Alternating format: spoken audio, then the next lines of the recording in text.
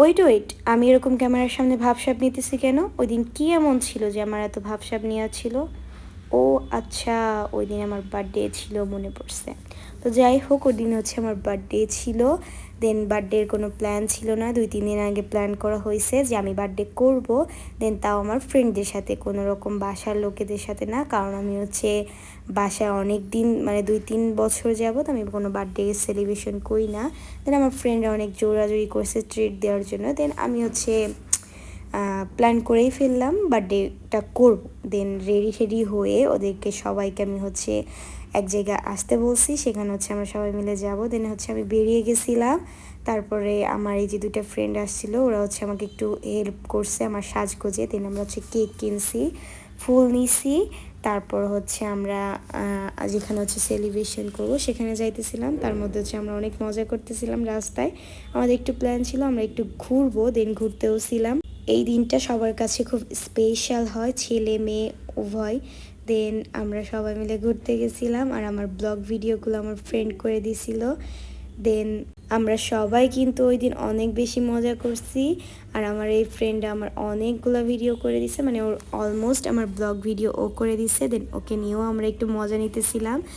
তো যাই হোক, আমরা অনেক স্ট্রাগল করে আমরা রেস্টুরেন্টে চলে আসছি। রেস্টুরেন্টে এসে আমরা একটু অবাকই হয়েছিলাম, এখানে একটু সাজানো গোছানো ছিল। দেন আমরা ভাবছিলাম হয়তো এরকমটা মানে হয়তো অন্য কোনো অকেশনের জন্য ছিল, বাট আমরা একদমই বুঝতে পারি নাই যে এখানে হচ্ছে অন্য একটা অকেশন ছিল। আর এটা ফুল রেস্টুরেন্টে হচ্ছে আমাদের বুক ছিল। দেন আমরা হচ্ছে অনেক বেশি ফাজলিমি করতেছিলাম। তারপর হচ্ছে আমরা এখান থেকে বেরিয়ে গেছি, কারণ ওখানটা পুরাই বুক ছিল।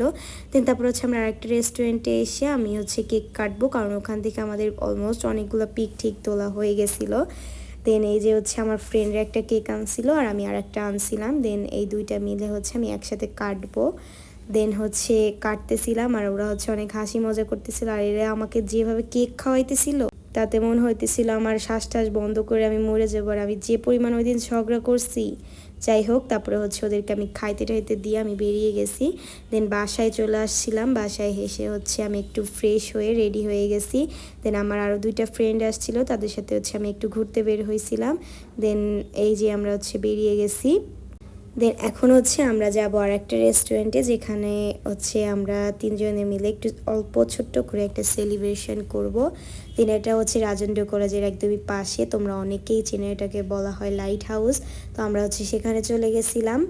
এখানকার খাবার কিন্তু খুবই রিজনেবল অ্যান্ড এখানে খুব লোকজন ছিল ওই দিন, আর অনেক চেঁচামেচি করতেছিল। আমাদের কাছে পরিবেশটা একদমই ভালো লাগে নাই।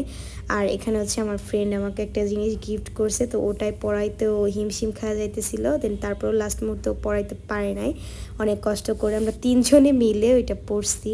দেন আমরা 3 বান্ধবীতে মিলে খাওয়া দাওয়া শেষ করে আমরা হচ্ছে বাসায় চলে গেছিলাম। সবাইকে টাটা।